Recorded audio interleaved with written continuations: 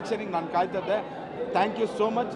ಇಲ್ಲಿವರೆಗೂ ನನ್ನ ಸಿನಿಮಾ ಆಗಿತ್ತು, ಇವತ್ತಿಂದ ಈ ಕ್ಷಣದಿಂದ ನಿಮ್ಮ ಸಿನಿಮಾ ಬೆಳೆಸಿ ಅರಸಿ ಹಾರೈಸಿ. Thank you. ಪುಸ್ತಕ ಇತ್ತಲ್ಲ, ಅದು ಇನ್ನೂ ಕಥೆಗಳಿದಾವ? ಬೇಜಾನಿದ್ದಾವೆ. ನಾನು ಹೇಳಿದ್ನಲ್ಲ 2007ರಿಂದ 2013 ನಡೆಯುವಂಥ ಕಥೆಯ ಒಂದು ಸ್ಲೈಸ್ ಅಷ್ಟೇ ಇದು. ಅದ್ರ ಹಿಂದೆ ಮುಂದೆ ಬೇಜಾನಿದ್ದಾವೆ. ಹಂಗೆ ನಡೀತಾ ಇದೆ ಹಳ್ಳಿನಲ್ಲಿ. ಅಷ್ಟೊಂದು ಕಥೆಗಳಿದ್ದಾವೆ.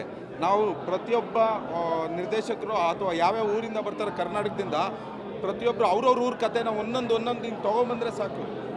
ಬೇಜಾನ್ ಕಥೆಗಳು ಸಿಗ್ತವೆ. ಯಾಕಾಗಲ್ಲ ನಮ್ಮ ಕೈಲಿ ಕಥೆಗಳು? ನಮ್ಮ ನೇಟಿವಿಟಿ, ನಮ್ಮ ಊರು.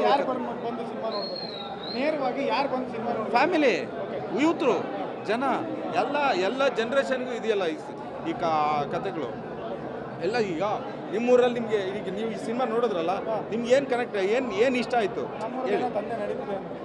ಓಕೆ, ನಿಮಗೆ ಏನು ಅನಿಸ್ತು? ನಿಮ್ಗೆ ಏನು ಸಿಕ್ತು? ಯಾವುದೋ ಒಂದು ಪಾತ್ರ ಪ್ರತಿಯೊಬ್ಬರಿಗೂ ಎಕ್ಸಾಕ್ಟ್ಲಿ ನಿಮ್ಮೂರಲ್ಲಿ ನಿಮ್ಮ ಪಕ್ಕದಲ್ಲಿ ಏನೇನು ನಡೀತಾ ಇದೆ ನಿಮಗೆ ಬೇರೆ ಥರ ಕಾಣುತ್ತೆ. ಗ್ರಾಮೀಣ ನಿಮಗೆ ಬೇರೆ ಥರ ಕಾಣುತ್ತೆ.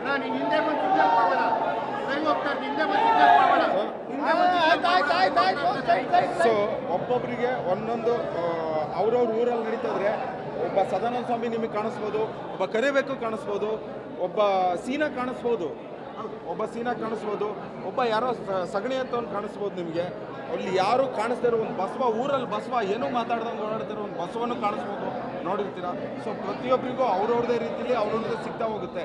ಸೊ ಆ ಪಾತ್ರಗಳು ಏನೋ ಹೇಳ್ತಾ ಹೋಗ್ತವೆ. ಈ ಗ್ರಾಮೀಣ ಸ್ಪೆಷಾಲಿಟಿನೇ ಆ ಥರ ಸಣ್ಣ ಪಾತ್ರಗಳು, ಸಣ್ಣ ಕಥೆಗಳು ಅವೇ ವರ್ಕ್ ಆಗಿರೋದಿಲ್ಲಿ. ಸೊ ಈ ಒಂದು ಸತಿ ನಮ್ಮೂರನ್ನ ನಾವು ಬೆಳೆದು ಹುಟ್ಟಿ ಆಡಿದ ಊರನ್ನ ಒಂದು ಸತಿ ನೋಡಿದ್ರೆ ನಮ್ಮೂರು ಎಷ್ಟು ಬದಲಾಗಿದೆ, ಆಗ್ತಾಯಿದೆ, ಯಾಕೆ ಆಗ್ತಾಯಿದೆ, ಯಾವ ರೀತಿ ಆಗ್ತಾಯಿದೆ ಅಂತ ಒಂದು ಪ್ರಶ್ನೆ ನೀವು ಕೇಳ್ಕೊಂಡ್ರೆ ಸಿನಿಮಾ ನನಗೆ ಖುಷಿ ಆಗ್ತದೆ.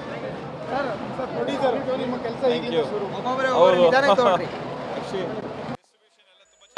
ಒಂದು ಸೆಕೆಂಡ್, ಈ ಸಿನಿಮಾನ ಇಷ್ಟೆಲ್ಲ ಕಷ್ಟಪಟ್ಟು ಇಷ್ಟು ವರ್ಷ ಎಳ್ಕೊಂಬಂದ್ರು. ನಾನು ಏನು ಅನ್ಕೊಂಡಿದ್ದೆ ಅದು ಎಕ್ಸಿಕ್ಯೂಟ್ ಮಾಡೋದಕ್ಕೆ ಅದು ಸಹಾಯ ಮಾಡಿದ ಲಹರಿ ಸಂಸ್ಥೆಯ ಮನೋಹರ್ ಸಾರಿಗೆ, ವೇಲು ಸಾರಿಗೆ, ಇಡೀ ಲಹರಿ ಸಂಸ್ಥೆ ಕುಟುಂಬಕ್ಕೆ, ಎಸ್ಪೆಷಲಿ ನವೀನ್ ಸರ್ಗೆ ನಾನು ತುಂಬ